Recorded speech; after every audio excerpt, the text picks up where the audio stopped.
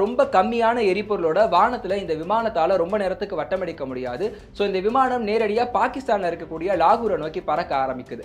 ஆனா பாகிஸ்தான்ல இந்த விமானம் தரையிறங்குறதுக்கு பாகிஸ்தான் அதிகாரிகள் வந்து அனுமதி கொடுக்க மாட்டேங்கிறாங்க.